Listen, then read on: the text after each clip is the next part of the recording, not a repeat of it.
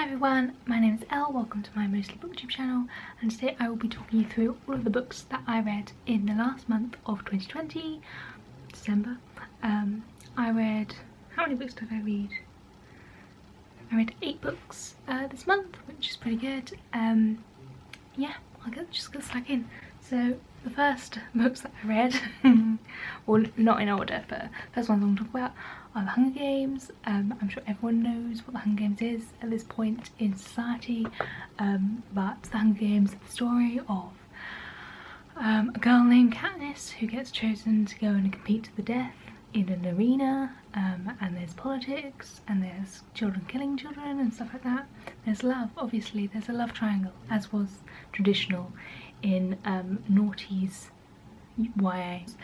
Some of my friends were reading this early in the year and I was like, oh, I haven't read them in a while. I'm going to see how long ago I read them.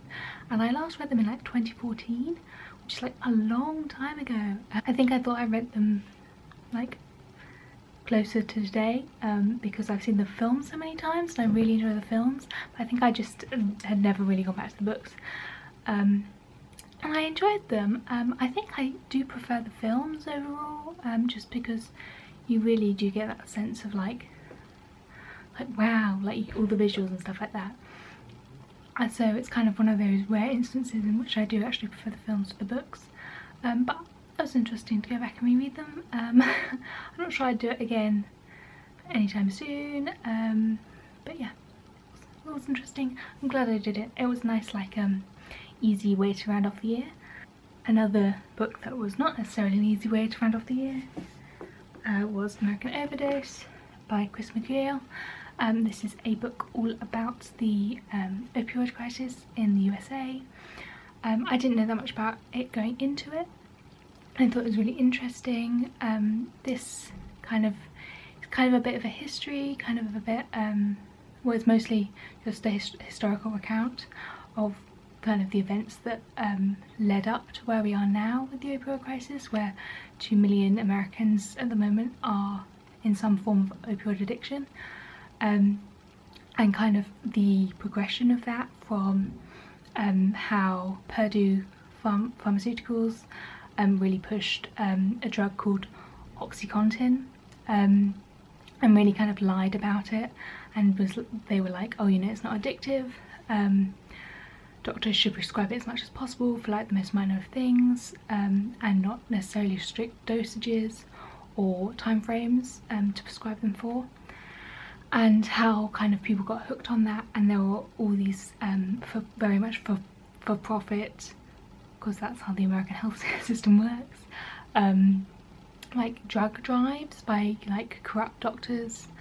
that basically just handed out prescriptions, like thousands of them a day, and there were like queues of all these people with opioid addictions getting their pills in certain parts of America, and have, after kind of some of that got shut down and these people who had developed those addictions, they needed harder drugs to obviously to maintain the addiction, so they turned to heroin and then most recently fentanyl, which is like a very, very kind of hardcore opioid.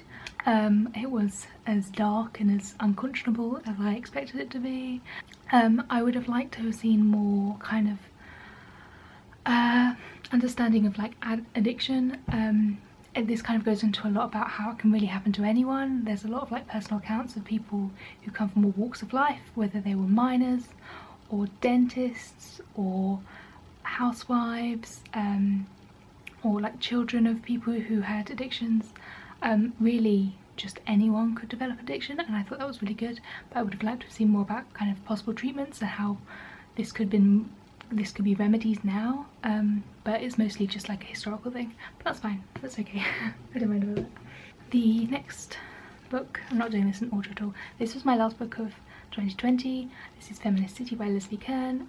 This is about cities and how they intersect with women's day-to-day lives, whether they're mothers, whether they're single people, friends, kind of stuff like that. So there's stuff in here about like Sex and the City.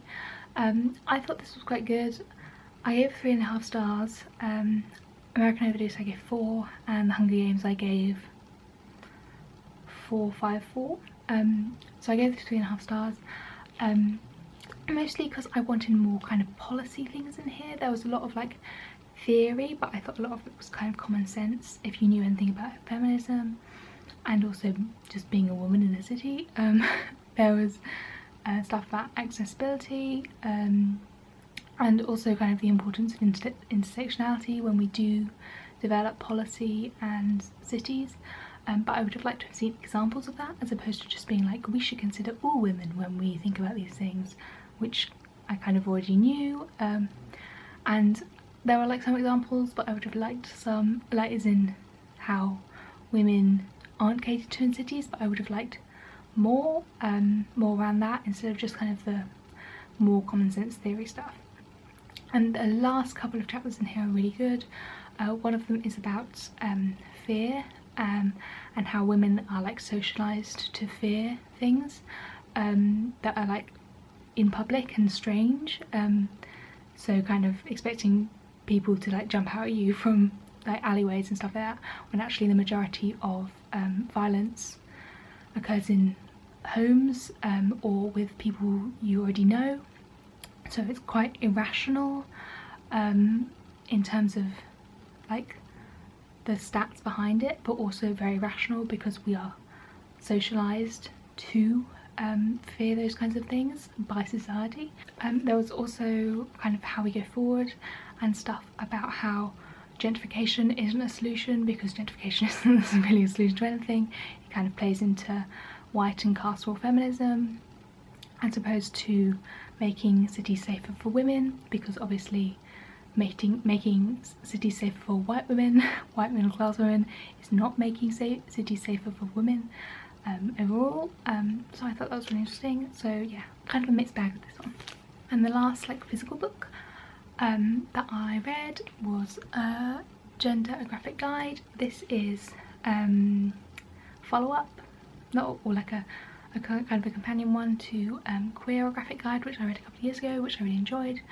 This is kind of it's a graphic novel. It has lots of like quotes from different gender theorists and academics, all about gender, the history of how we have developed and looked at gender over the past however many centuries, millennia, and how kind of we consider it now, our roles in society, things like that.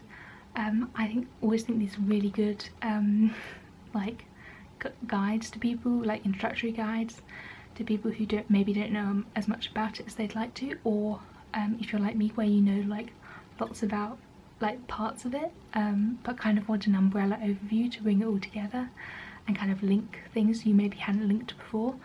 I think that's really good for this. Yeah, I would really recommend this series. So they were my physical books. Moving on to ebooks, I read 2 ebooks in December.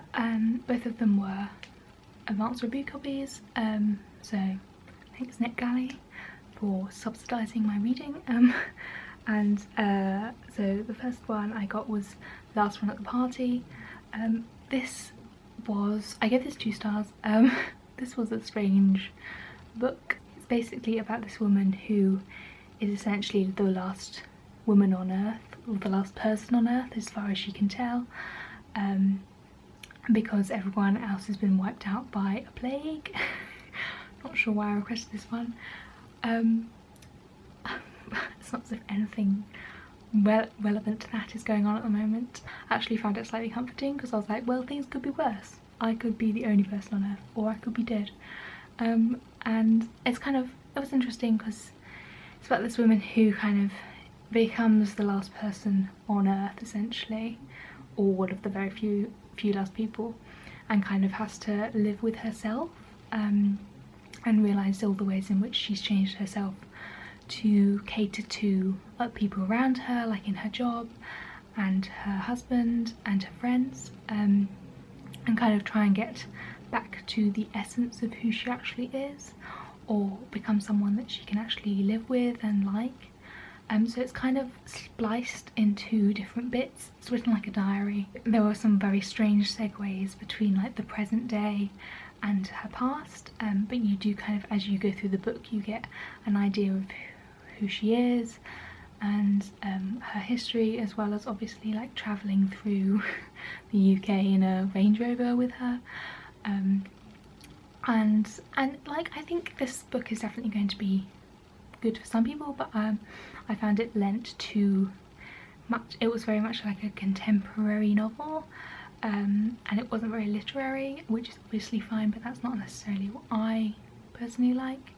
I don't like using the word like chick lit or like women's lit, because obviously the gender connotations, but I do think it was kind of in that vein, but also with a pandemic applied on top of it, which obviously will appeal to people, but not me. There was also some like quite nauseating body horror, in terms of like descriptions of like just so many dead people and like decomposing people and like smells, which I thought was interesting because it was like very realistic, but also I thought it was like really interesting in terms of the genre. I thought it was just such like a mix of genres in terms of like horror versus like contemporary fiction, and then also like written in a first person like diary narrative. And also I think the way it would have probably been a 3-star read, but I couldn't really identify with the bit at the end. Like the book definitely like veers into a space that is quite predictable, or at least I kind of picked up on it quite early on, and people will be able to identify with that, but I would never identify with it or particularly care about it or really want to read about it. If I knew that was going to happen, I would have been like, whatever. Not for me. But yeah, God, that was rambling. And the last book that I read in December was Open Water. Open Water is a story about a little novella. I think it's like about 200 pages or less than that, about 2 Black British artists. So one of them is a dancer, one of them is a photographer, and about kind of them falling in love and then falling out of love in 21st century London. The book about the pandemic, I was fine. The book about dating in London, I was like, excuse me, I miss that so much. So like reading about like Hackney McDonald's, I was like, this is traumatizing to me. The prose in this was absolutely gorgeous. It has a lot about being black and British, so there's a lot about police brutality and also culture and kind of East London, South East London, which I really enjoyed. There's also kind of stuff about being black and going to like, private school, neither of which I can relate to, but I thought it was really interesting to like hear stuff like that. I really like the characters. I think it loses its way a little bit in the 3rd quarter of the book, but the first half where the relationship is developing, I really liked. You really do get invested in this kind of like intimacy between these 2 people, because they're like friends first and then they like fall into a relationship. It's all written in 2nd person, which I thought was an interesting choice. I think actually genuinely worked. It would not have worked if the prose had been worse, but the prose was so good that I was like, do whatever you like, man. Yeah, so I did like that in the end. And I'm definitely going to be looking out for what this author does next, in terms of that, because I thought it was absolutely beautiful, and I just thought kind of the only reason why I didn't give it 5 stars, I gave it 4.5, which is a bit of a cowardly rating, because I thought it wasn't like perfect. Bits could have been kind of spiced around, or kind of, I don't know, it was nearly there, but that is fine because it's a debut novel. And God knows I could never write anything like that.